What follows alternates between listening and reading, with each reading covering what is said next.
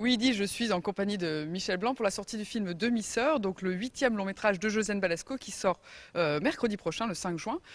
Donc dans le film, Michel Blanc tient le rôle de Paul, le demi-frère de Josiane Balasco, qui s'appelle donc Nénette dans le film. Alors, est-ce que vous pouvez nous expliquer déjà un peu votre rôle et votre rôle dans l'histoire de ce film? Mon rôle est plus facile à expliquer que le sien. Moi, je suis un type qui a un peu raté sa vie à un certain moment, qui est pharmacien de profession, qui a eu certainement dans sa jeunesse le rêve d'être pianiste ou d'être voilà, qui a eu une femme, un enfant avec qui est maintenant une petite fille, avec qui il a complètement rompu parce qu'il est devenu totalement aigri, il est odieux avec tout le monde, il est odieux avec ses clients, il est odieux avec sa laborantine, et il va être odieux avec sa demi-sœur quand elle va débarquer pour deux raisons.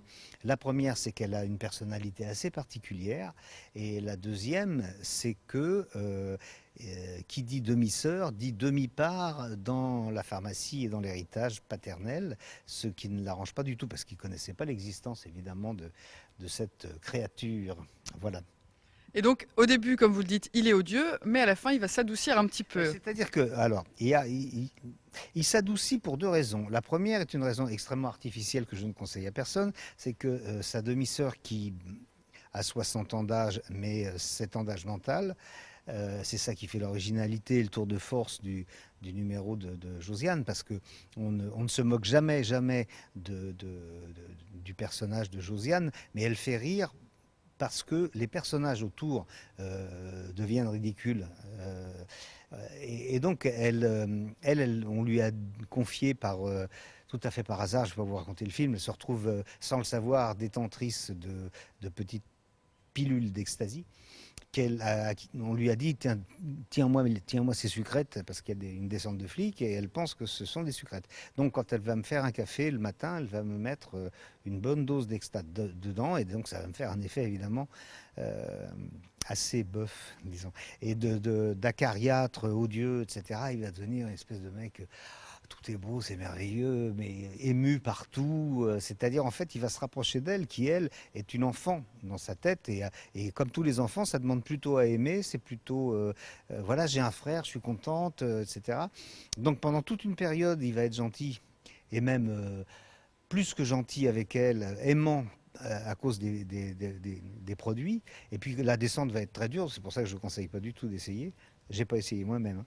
Et la descente va être très dure, mais il va rester quelque chose de cette expérience-là qui fait que il va surtout rester Nénette. Elle, il va d'un seul coup se prendre à aimer cette demi-sœur un peu difficile à gérer parfois.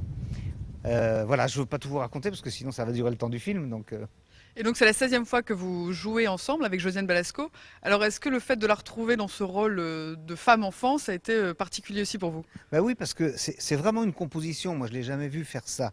C'est une composition complète. C'était très risqué parce que il faut en aucun cas qu'on se moque d'elle, qu'on se moque de ce que les autres appellent, entre guillemets, un handicap ou un retard, alors que c'est simplement, chez elle, oui, elle est restée à l'âge de 7 ans, elle est comme on est quand on a 6 7 ans, et le tour de force, c'était que c'était parfaitement, non seulement crédible, mais assez touchant, c'est-à-dire que elle est assez bouleversante, il n'y a pas comme jamais, à aucun moment, il y a de volonté de se moquer du personnage. Elle est vraie, elle est juste et elle est extrêmement touchante.